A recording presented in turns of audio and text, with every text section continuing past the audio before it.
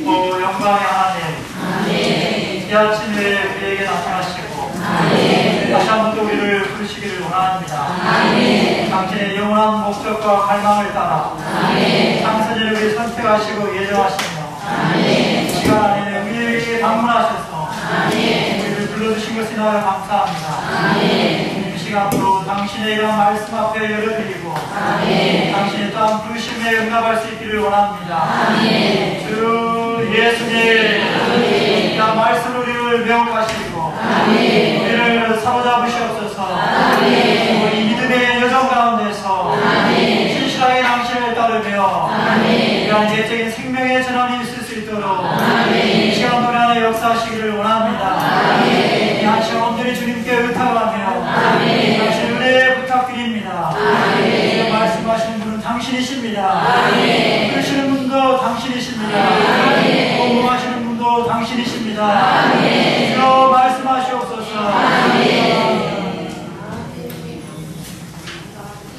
성경을 한 구절만 읽어보기를 원합니다. 창세기 12장 1절입니다.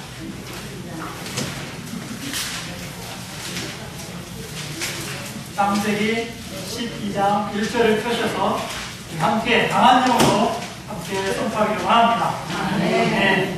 그때 여호와께서 아브라함에게 말씀하셨다. 너의 땅과 너의 친척과 너의 아버지의 집을 떠나 내가 너에게 보여줄 땅으로 가거라. 다시 한번 읽어보기를 원합니다. 그때 여호와께서 아브라함에게 말씀하셨다. 너의 땅과 너의 친척과 너의 아버지의 집을 떠나 내가 너에게 보여줄 땅으로 가거라.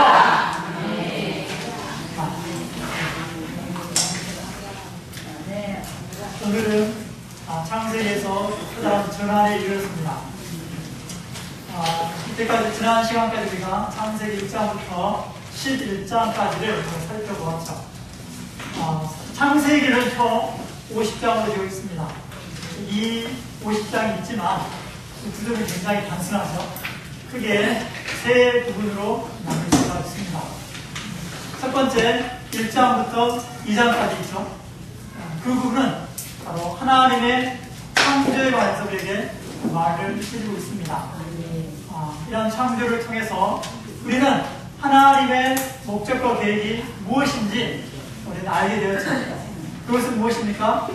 바로 형상과 통치. 형상을 가지고 이 하나님의 형상과 모양대로 창조된 이 사람이 하나님을 단체적으로 표현하고 또 하나님의 통치권을 가지고서 하나님을 대표하는 것이죠. 또한 두 번째 2장을 볼 때 그 목적을 이루는 어떤 절차가 나타나 있습니다. 바로 그 절차는 생명에 의한 것입니다. 그래서 하나님은 그 사람 안에 이 생명나무로 채워되신 그분 자신을 분배해 주기를 원하셨죠. 그를 통해서 사람 안에 흐름이 생기고 변화되어서 놀라운 한 신부로 건축되고 결국 아담과 하와가 한 몸을 이루어서 우주적인 한 쌍의 부부가 된 것을 볼 수가 있습니다. 이것이 하나님의 목적과 계획이요 그것을 이룰 수 있는 하나의 절차를 우리가 보고 있는 것입니다.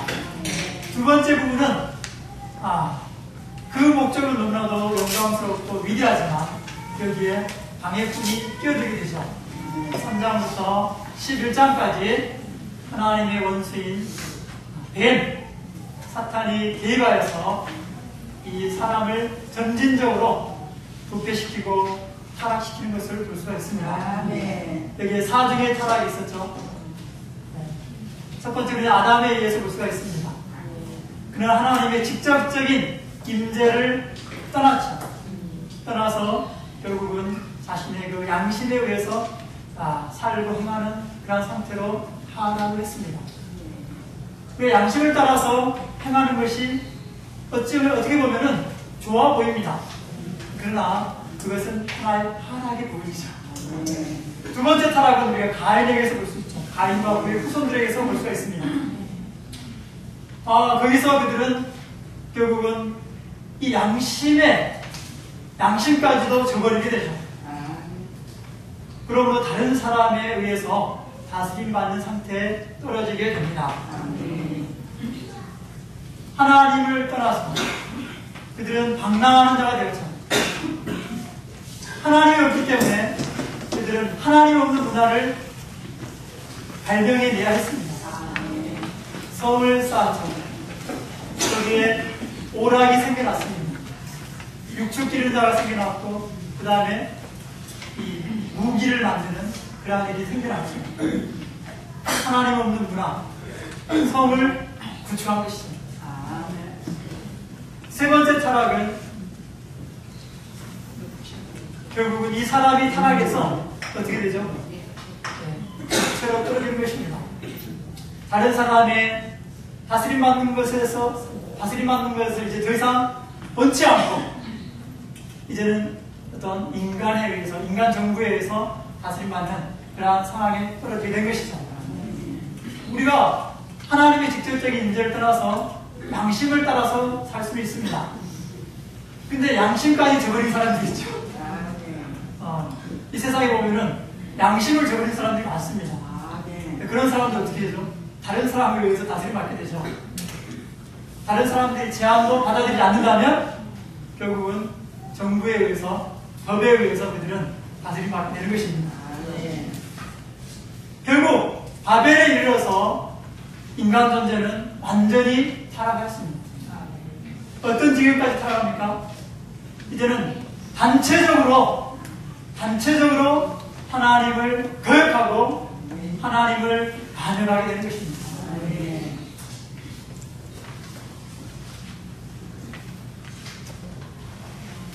오늘 인간 이 세상을 보십시오. 온 땅에 반응이 충만합니다. 거스름이 가득합니다. 요즘에 초등학교에 가보면은 이 아이들도 얼마나 교육적인지 모릅니다. 이 선생님의 통제가 이제는 더 키지가 않아요. 오히려 폭행을 하는 그런 경우도 있었죠. 고등학교, 고등학교 가면 더 말할 것도 없습니다. 어릴 때부터 아이들이 거역을 추구합니다. 하물며 어른이 돼서는 어떻겠습니까? 온 땅이 거역으로 가득합니다. 온 나라가 거역으로 가득하죠. 오늘 이 땅에 있는 그 정부들 중에서 합당하게 하나님을 존중하고 하나님의 다스림받는 나라가 어디 있습니까?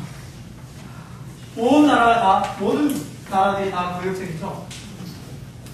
가장 이 모든 거역의 총체는 저 그리스도의 왕이 될 것입니다. 그렇지 않습니까?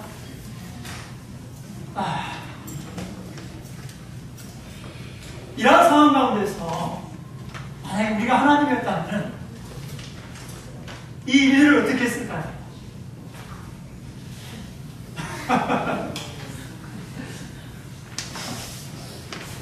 저라면 다 쓸어버리고, 홍수를 위해서 쓸어버리겠지만 그리고 노아를 남겨주겠죠. 다 쓸어버릴 것입니다. 그리고 다시 다른 사람을 창조해서 새로운 시작을 갖겠죠. 그러나 하나님 방법은 그와 같지가 않고 그러한 타락한 상황 가운데에서 뭔가 새로운 시작을 하나님은 갖는 것을 볼 수가 있습니다. 창세기 12장의 세 번째 창세기 부분이 시작됩니다. 이 부분은 바로 하나님의 부르심이죠. 타락한 인류 가운데서 그 우상의 땅 가운데 있는 그러한 족속들 가운데서 하나님은 한 사람을 찾아가셨습니다. 한 사람을 방문하셨고 영광의 하나님으로 그에게 나타나셨습니다. 그를 사로잡으시고 매혹하셔서 그를 부르셨죠. 바로 아브라함입니다. 아브라함이죠. 오늘 우리가 보는 것은 이 메시지를 통해서 우리가 보고자 하는 것은 바로 그냥 하나님의 부르심입니다. 그 부르심의 의미가 무엇이고 그 부르심의 배경이 어떠하며 그 부르심의 기원이 무엇이고 또 이러한 하나님의 부르심 받은 그러한 구약에 믿는 이들이 어떻게 그런 부르심을 체험했는지 함께 살펴볼 수 있기를 원합니다. 중요한 것은 이 사람의 이러한 타락을 볼 때 모든 것이 끝난 것 같아요. 그렇지 않습니까? 하나님의 계획은 도대체 이루어질 어떤 가능성, 여지도 없는 것처럼 보입니다. 하나님은 그분의 목적을 이루는 데 있어서 완전히 실패한 것처럼 보입니다. 하나님은 완전히 이 땅에서 완전히 쫓겨난 것처럼 보입니다. 악한 자가 이 모든 상황들을 망쳐놨습니다. 그러나 우리의 하나님은 위대하시고 결코 포기할 줄 모르시는 하나님. 그 어떤 사탄의 역사도 그분을 좌절시킬 수 없고 그분을 멈추게 할 수 없고 그분을 중단하게 할 수가 없습니다. 할렐루야. 그분은 오셨습니다. 창세기 12장 1절에서 한 사람에게 오셨습니다. 자, 로마서 1번 우리 함께 읽어보기를 원합니다. 1번과 A, B, C, D, A, B, C까지 한번 읽어보기 원합니다. A, B, C 1. 하나님의 부르심의 의미, 하나님의 새로운 시작, 혈통의 전환, 생명의 전환. 네, 됐습니다. 우리 하나님의 부르심이라고 할 때 그 의미는 바로 이 세 가지를 모두 포함하는 것입니다. 첫째, 하나님의 부르심은 새로운 시작을 의미하는 것이죠. 새로운 출발을 갖는 것입니다. 하나님은 원초의 창조가 있었죠. 원초의 창조하셨었죠. 그러나 사탄과 3분의 1의 약한 천사들과 땅에 있는 이러한 피조물들이 단체적으로 그분을 거역함으로 결국 하나님은 이 땅을 심판하셨습니다. 물론 그런 가운데 다시 하나님은 창세기 1장 1절 후반절부터 새로운 시작을 가지셨죠. 그러나 그마저도 사탄의 개입에 의해서 다 망쳐졌습니다. 그런데 여기에 12장에서 하나님 부르심을 통해서 새로운 출발, 새로운 시작을 갖는 것을 볼 수가 있는 것이죠.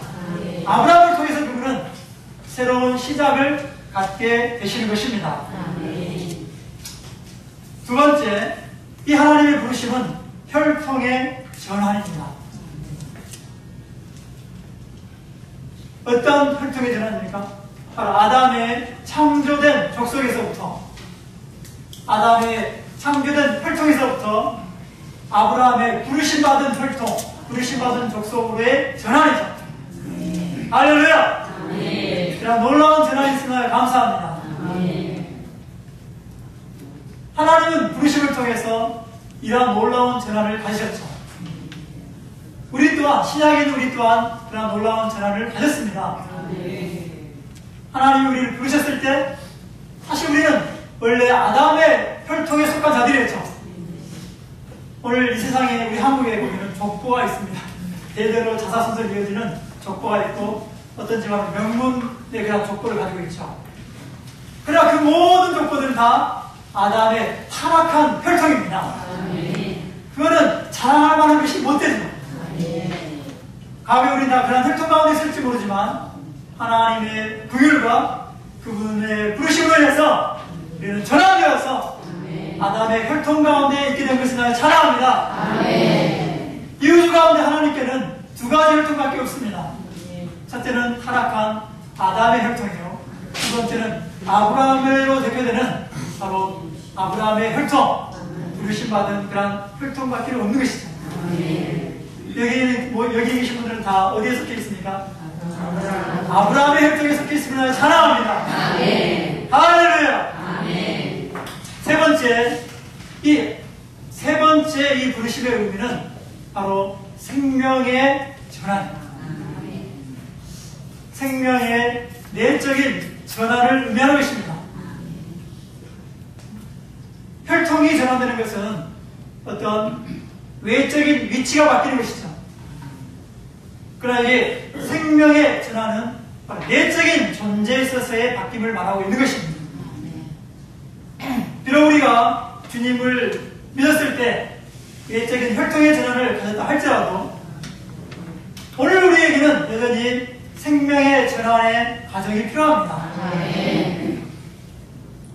혈통의 전환으로 모든 것이 끝난 게 아니죠. 우리는 주님 오시는 그 시점까지 여전히 내적인 생명의 전환의 과정을 통과하게 될 것입니다. 기본에 보면은 이러한 세 가지 의미가 부르신 자들의 안에서, 부르신 받은 자들 안에서 보여집니다. 네, 첫 번째, 아브라함 안에서죠. 소문자, 로마서 1, 2, 3, 4번까지 함께 읽어보기를 원합니다. 먼저, 엘리에스를 두라. 그 자신의 생명으로 이스마엘을 낳아 그의 이름이 바뀌었고 그의 의미를 받아서 결국 하나님의 은혜의 눈으로 이삭을 낳아 A까지 같이 있죠? 그의 육신의 능력이 춤을 위해 여호와의 강림에 의해 아브라함 안에서 이 부르심이 어떻게 보여집니까?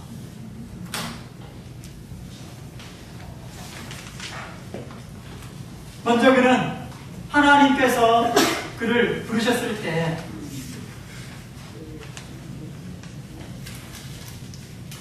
새로운 시작을 가졌죠. 새로운 시작을 가졌습니다. 그리고 갈대아 우상의 땅에서 가나안 땅, 좋은 땅으로 옮겨졌습니다. 위치적으로. 그러나 가나안 땅에 왔을 때 그는 그의 일생에 거쳐서 생명의 전환을 체험했죠. 창세기 12장에 나타나셔서 그분은 그에게 그를 부르셨습니다.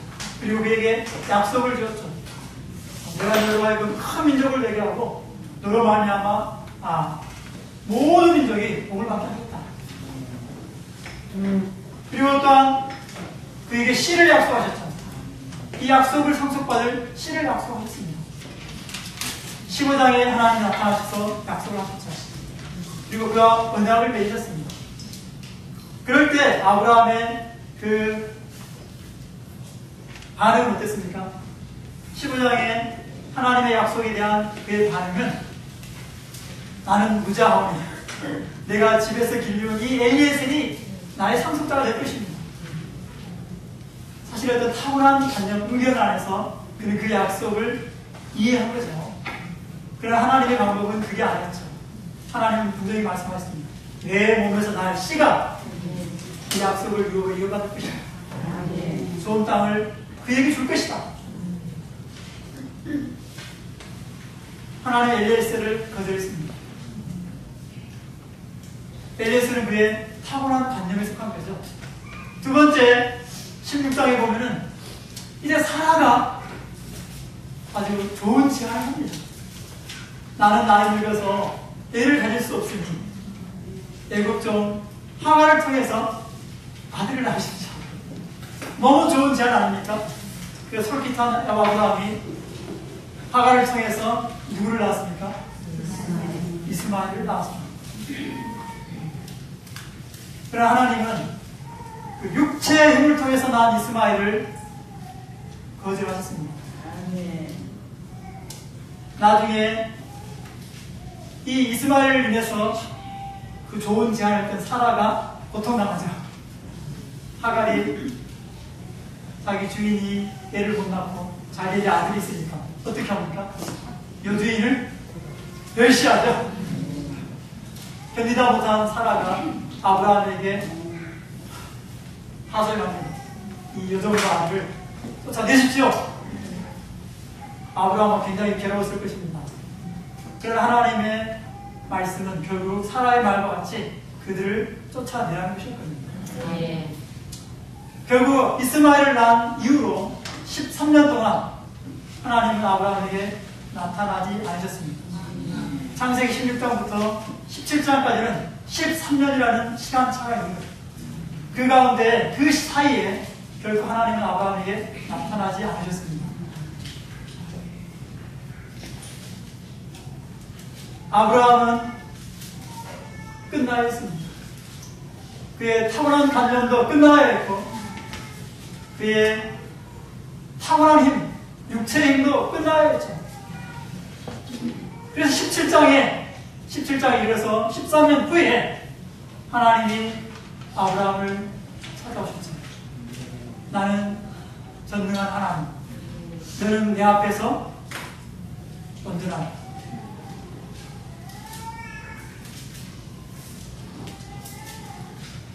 그러고 나서 하나님이 그에게 생명의 때를 말씀하셨습니다. 내가 정한 때, 생명의 때, 내년 이맘때에 내가 나타나서 내가 올 때 사라에게 아들이 있게 될 것이다. 그때 아브라함의 반응이 무엇인지 압니까? 엎드려 있었어요. 엎드리면서 웃었어요. 하는 말이 나는 100세가 되었는데 어떻게 아이가 태어날 수가 있을까? 그리고 사라는 90세인데 어떻게 아이를 낳을 수 있단 말인가? 그는 자신의 육체가 거의 죽을 때가 된 걸 알았죠. 자신의 힘으로는 더 이상 그러한 씨를 낳을 수 없다는 것을 깨달았습니다. 한계를 깨달은 거죠. 자신이 아무것도 아니라는 것을 그는 그때 알게 된 것입니다. 그리고 18장에 하나님께서 또 방문하셨죠. 또 그 생명의 때를 말씀하셨습니다. 그때 이번에는 사라가 반응을 했어요. 장막 뒤에서 역 듣고 있었죠.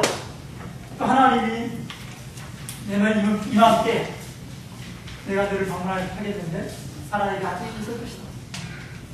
이번엔 사라가 속으로 웃었습니다. 뭐라고 했습니까?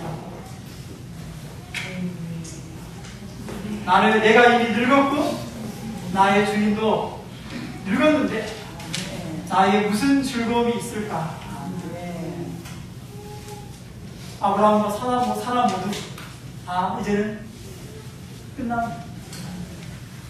자신에 대한 어떠한 신뢰도 자신을 의지해서 어떠한 시도도 할 수가 없는 상황이었죠.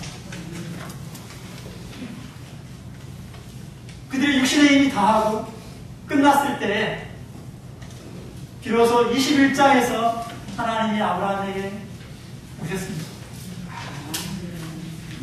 약속하신 대로 정한 때 생명의 때에 방문하신 것이죠. 바로 그때 사라가 잉태하여 아들을 낳았고 그 이름을 이삭이라고 하였습니다.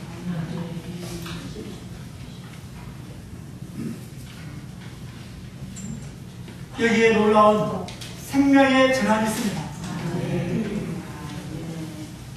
혈통의 전환이 있을 뿐만 아니라 예적인 생명의 전환이 있죠. 결국 그의 육신의 능력이 죽은 이후에 여호와의 방문에 의해서 은혜로운 방문에 의해서 이삭이 태어났습니다.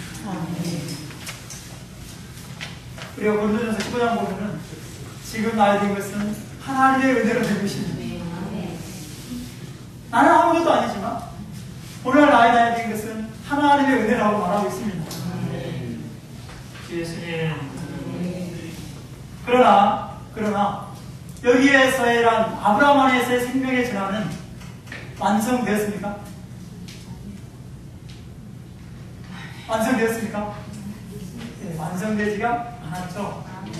아브라함은 죽을 때까지 미완성인 채로 죽음을 맞이했습니다. 그걸 어떻게 할 수 있습니까? 나중에 사라가 죽은 이후에 여전히 그두라를 훔쳐고 취해서 아들 6을 또 낳았습니다. 여전히 생명이 안에서 온전한 전환을 받지 못했죠. 두 번째, 이삭 안에서 또 야곱에서 우리가 볼 수 있습니다. 그렇지 않습니까? 세 번째, 우리는 야곱 안에서 특별히 이러한 생명의 전환이 완성된 것을 볼 수가 있죠. 야곱의 시작은 굉장히 형편없었습니다. 로마서 9장에 의하면 이미 그는 세속에서부터, 창세전부터 하나님에 의해서 선택받고 예정된 자였죠. 그 쌍둥이가 태생에 있을 때부터 하나님은 에서를 미워하고 둘째인 야곱을 선택하셨습니다. 근데 태어날 때 그는 먼저 나가는 형의 뒷발꿈치를 꽉 잡았어요. 먼저 나가지 못하게. 그리고 나중에 장성에서도 형의 장자권을 빼앗기 위해서 갖은 술책을 사용합니다. 나중에 삼촌 라반집에 갔을 때도 삼촌도 규모있지만 삼촌도 아주 부단이지만 야곱은 그 위에 있었습니다. 삼촌의 양들을 다 탈취하죠. 자기 것으로 다 만들어버립니다. 그는 태어날 때부터 탈취자였습니다. 빼앗는 자였죠. 그러나 하나님의 많은 다그심을 통과함을 통해서 많은 환경을 거침을 통해서 그는 파쇄되고 변화되어지고 생명 안에서 자라고 성숙하여서 그는 하나님의 왕자인 이스라엘 된 것을 볼 수가 있습니다. 그리고 탈취하는 그의 손이 모든 사람을 축복하는 그런 축복의 손이 된 것이죠. 그는 생명의 성숙에 있어서 완성되었죠. 온전히 생명 안에서 내적인 전환이 완성된 그런 사람입니다. 야곱은 요셉을 포함하고 있죠. 요셉을 포함한 야곱 안에서 이러한 전환이 우리는 완성된 것을 볼 수가 있습니다. 여기에 축복하는 자, 하나님 형상을 가지고 하나님을 편안을 볼 수 있고, 요셉을 통해서 그 당시 애굽을 온 땅을 다스리는 그러한 통치하는 그러한 것을 볼 수가 있게 되는 것이죠. 할렐루야! 이러한 놀라운 하나님의 부르심의 의미를 하여 찬양합니다. 하나님은 또 우리를 부르셨습니다. 신약에 우리 민들이를 부르지 않으셨습니까? 4월에 보면은 이 우리 민들이들의 부르심은 언제 시작되었죠? 바로 거듭남으로 시작되었습니다. 찬송가 1124장에 보면은 오 아름다운 날 즐거운 날 내 허의 이슬이요. 형제자매는 우리는 그날이 있지 않습니까? 그 아름다운 날이 있었습니다. 하나님이 우리를 부르신 그때가 있었죠. 우리가 우상의 땅에 있었을 그때, 사주의 타락 가운데 있었을 그때 하나님 우리를 버려두지 아니하시고 포기하지 아니하시고 우리 각 사람에게 찾아오셨습니다. 각 사람을 은혜로 공유로 부르셨습니다. 혈통의 전환을 갖게 하셨죠. 아브라함의 족속 안으로 전환을 부르셨고 또 오늘 우리는 교회생활 가운데서 생명의 전환을 갖고 있습니다. 아직 이 과정은 완성되지 않았지만 언젠가는 이루어지게 될 것입니다.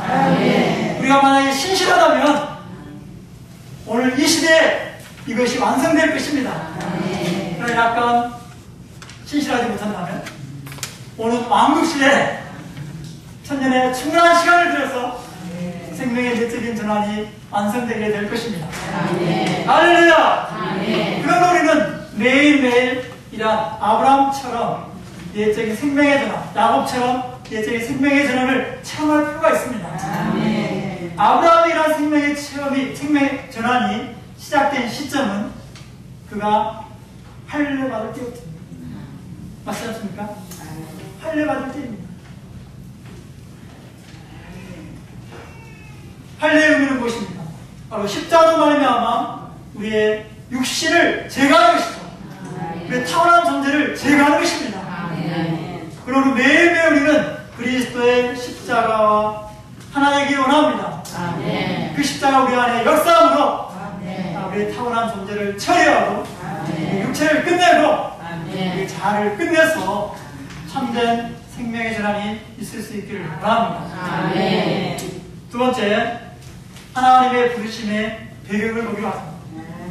그 부르심의 배경은 여기에 한 단어로 요약되어 있습니다. 그 부르심의 배경은 바벨이죠. 바벨.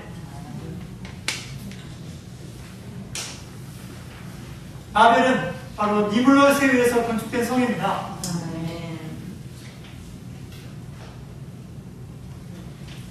그리고 우상의 땅이었죠. 우상으로 가득했습니다. 갈대아 우르 우상으로 가득한 곳이었죠. 그 배경의 항목들을 보면 첫 번째 무엇입니까? A번에 하나님을 버린 것입니다. 하나님을 버렸습니다. 온 인류가 사탄에 의해서 점진적으로 타락한 결과 이제는 하나님의 임재를 떠날 뿐만 아니라 심지어 하나님을 버렸습니다. 그들이 쌓은 성으로 상징되어 있죠. 제가 아까 설명했습니다. 하나님 없는 문화겠죠. 하나님 없기 때문에 방어를 해서 성을 쌓아야겠죠. 위임이 되시고 만족이 되시고 기쁨이 되시는 하나님이 없기 때문에 그들 스스로 오락을 발명이 됐습니다.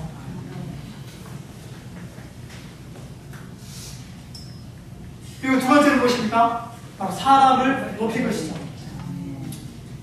그 타락한 인류들이 모여서 무엇을 했습니까? 신할 평지에 탑을 높이 쌓았습니다. 하늘의 이르도록 높이 쌓으려고 했죠. 그 의도는 바로 온 천하에 그들의 이름을 널리 알리고자 하는 것이었습니다.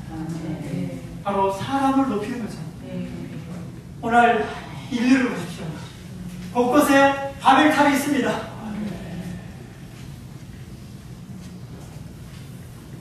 높은 탑을 쌓았습니다. 그렇지 않습니까?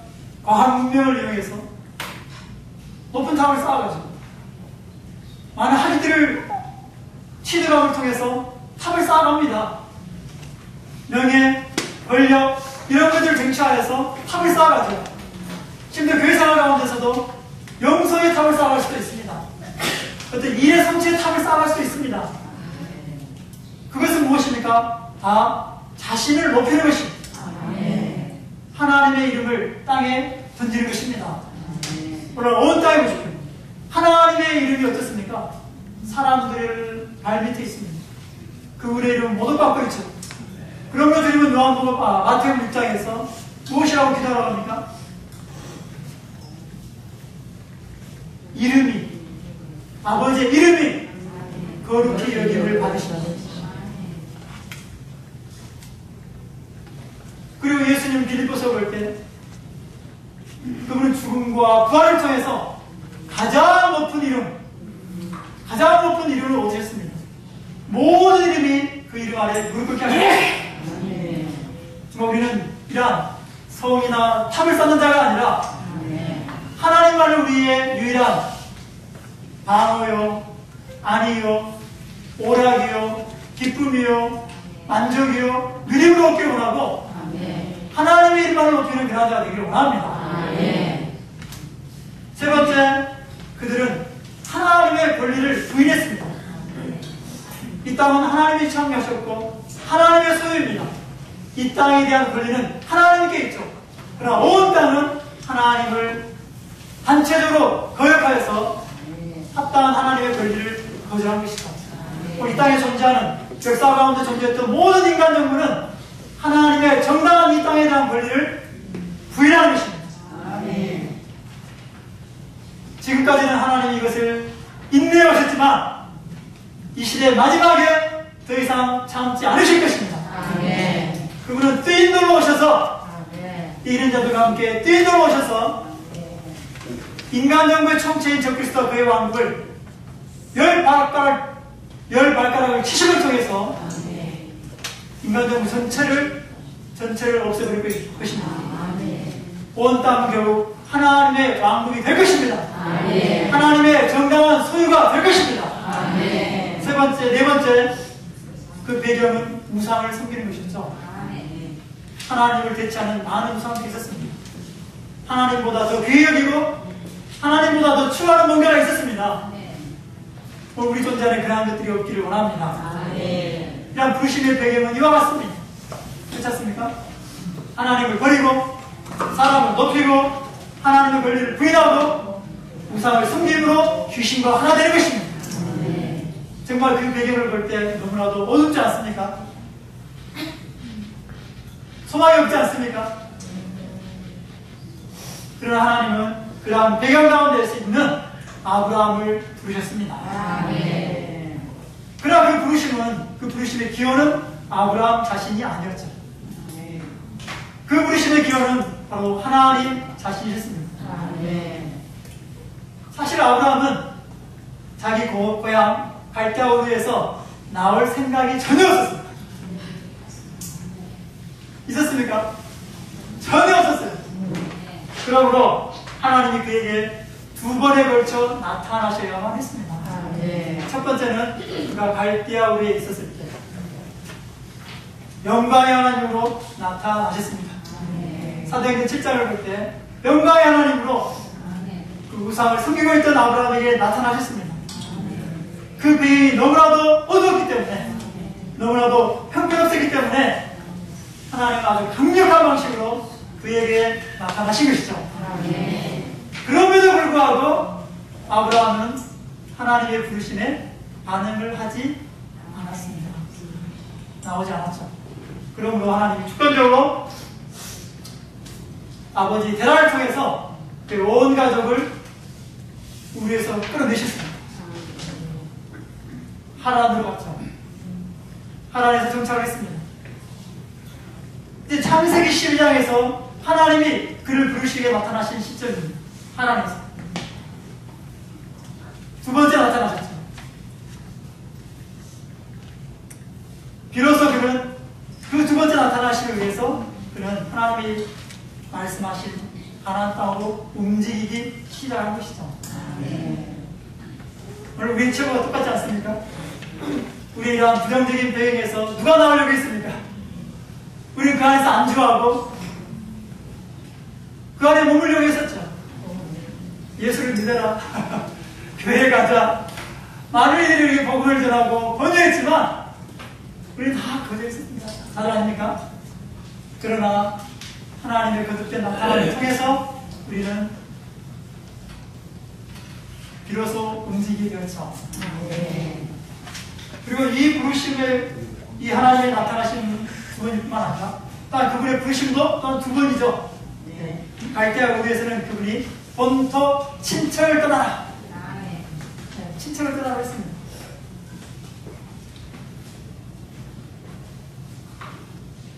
그러나 하나님이 나타났을 때는 본토 친척 아버지 집까지 떠나라. 그러나 여전히 그는 조카 롯을 함께 데리고 왔습니다. 가나안까지. 그걸 볼 때 아브라함의 반응이 온전치 않은 것을 볼 수가 있죠. 어찌됐든 하나님은 아브라함이 나타나셨고 그 부르심의 기원이십니다. 일단 오늘 우리 모두를 그분은 부르셨습니다. 영광의 하나님을 나타나셔서 복음의 강치를 통해서 비추심으로 어둠 가운데 있던 우리 모두를, 어둠 배경 가운데 있던 우리 모두를 불러내셔서 약속된 땅, 좋은 땅인 이 교회 생활 가운데로 이끄시는 찬양합니다. 그러나 이 부르심은, 이 나타나심은 한두 번으로 그치는 게 아니죠. 거듭거듭 나타나셨습니다. 그렇지 않습니까? 12장에 나타났고 15장에 나타나셨고 17장, 18장, 21장 계속 나타나셔야 했습니다. 이삭도 마찬가지입니다. 야곱도 마찬가지입니다. 28장에서 베델에서 하나님의 나타남이 있었죠. 그리고 나중에 라반에게서 떠날 때 하나님이 또 나타나셨습니다. 에서를 만나기 직전에 나타나셨습니다. 또 여러 번 하나님은 그에게 나타나셨습니다. 오늘 우리에게는 이런 참된 부르심을 완성하기 위해서, 생명의 전환을 완성하기 위해서 거듭거듭 영광의 하나님이 나타나신 우리에게 필요합니다. 그분의 부르심이 필요합니다. 어쩌면 매일매일 우리에게는 그분의 부르심이 필요할지 모릅니다. 아침마다 우리는 영광의 하나님 우리에게 나타나심을 통해서 우리를 부르실 필요가 있습니다. 우리의 어두운 그 자아로부터 우리를 불러내실 필요가 있지 않습니까? 우리 타락한 그 존재로부터 하나님을 부르실 필요가 있지 않습니까? 세상 끝들로부터 우리를 불러내실 필요가 있지 않습니까? 주님 우리에게도 나타나시기를 원합니다. 매 순간 매 시간 영광의 하나님으로 우리에게 나타나셔서 우리를 불러주시기를 원합니다.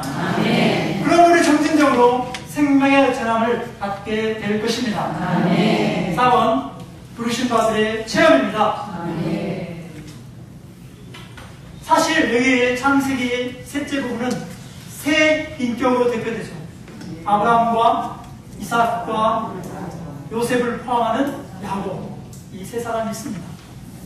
근데 이 세 사람의 그 이야기를 보면은 기록이 중첩되어 있습니다. 겹쳐져 있죠. 아브라함이 죽기 전에 이삭의 여러 가지 이야기들이 또 전개가 되고, 이삭이 죽기 전에 또 야곱의 어떤 이야기가 전개됩니다. 야곱을 다뤘다가 이삭을 다뤘다, 번갈아가면서 중첩이 되겠죠.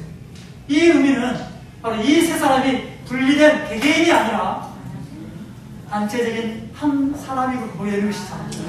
그럼 창세기 12장부터 50장까지는 바로 단체적인 한 사람의 전기요, 한 사람의 생명의 체험을 보게 되는 것입니다. 라이프스타일에서 이상훈 선생님이 말씀하셨습니다. 이 생명의 합당한 체험을 완성하기 위해서는 우리 한 사람으로는 부족하다고 하셨거든요.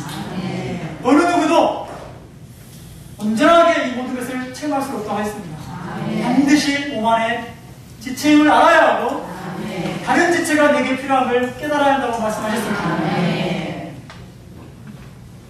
옆에 계신 형제자매를 보시면서 형제님 또는 자매님, 제게는 형제님이 필요합니다. 또는 자매님이 필요합니다. 한번 해보시기 바랍니다.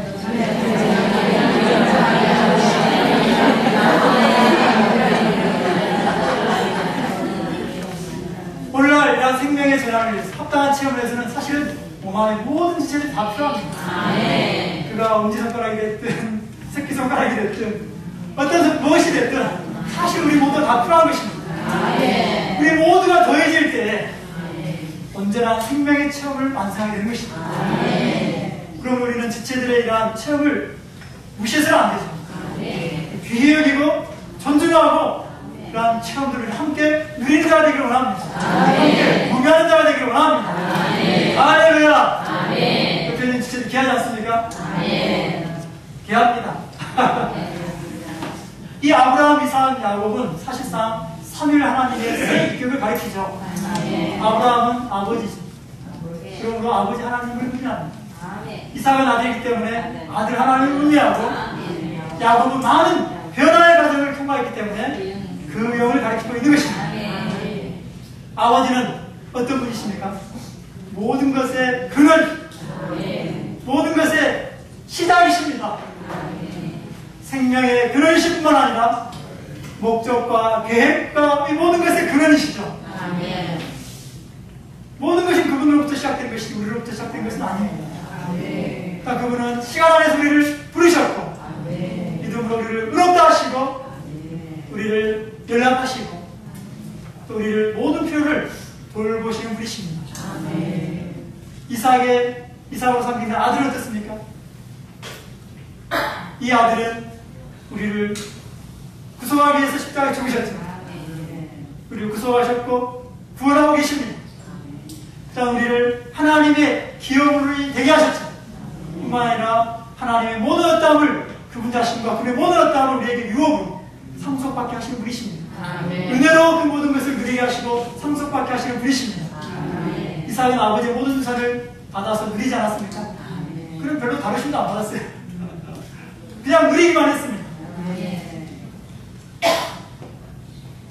그리고 이방인 신부로, 리브가를 신부로 맞아들였죠. 그럼 그렇게 좋은 의미거든 그런 게 있었죠. 세 번째, 야곱이죠. 야곱은 변화시키는 그 영 하나님의 역사를 가리키고 있습니다. 아버지와 아들과 그 영. 그러므로 출애굽기 3장 6절에 보면 여호와의 사자께서 나타나셔서 그분 자신을 계시할 때 나는 너의 조상의 하나님, 곧 아브라함의 하나님, 이삭의 하나님, 야곱의 하나님이라고 말하고 있습니다. 우리 하나님은 아버지, 아들, 그 영이십니다. 할렐루야. 그렇지만 이분들은 분리된 세 인격이 아니죠. 구별은 되지만 분리되지는 않습니다. 사실 이 세 분은 하나이시죠. 하나이신 분이십니다. 아버지가 아들이시고 아들이 아버지입니다.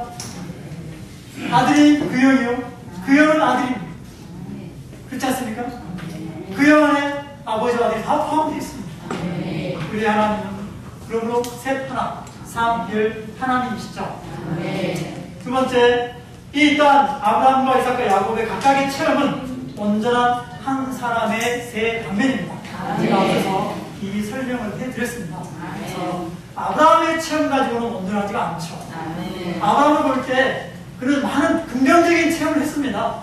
부르심 받고 믿음으로 의롭다함을 받고 또 믿음에 의해 살고 그렇지 않습니까? 승리하고 영광스러운 중보기도도 하고 이삭으로 모략하면서 제물을 드리고 많은 긍정적인 체험들이 있었습니다. 하나님의 은혜로 말미암아 이삭을 낳고 그러나 그는 아까 말한 대로 미성숙한 사후 한 채 죽었죠. 생명의 체험이 완성되지 않았습니다. 이삭은 어떻습니까? 이삭도 마찬가지죠. 그는 마지막 축복할 때 눈먼 방식으로 축복을 했죠.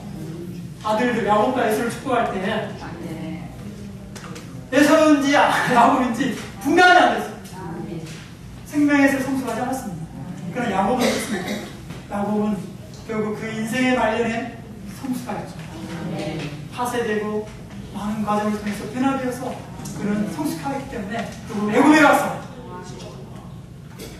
그 당시 세계 최강대국 왕인 바로를 축복하는 자가 된 것입니다. 요셉을 통해서 온 세상을 통치하는 자가 될 수가 있었던 것입니다. 그럼 우리는 아브라함, 이삭, 야곱이 바로 한 단체적인 사람의 온전한 체험을 보기를 바랍니다. 할렐루야! 하나님의 부르심, 그 부르심의 의미를 알고 그 배경과 기원과 체험을 알게 되었습니다. 할렐루야! 더욱더 우리도 체험하기를 바랍니다.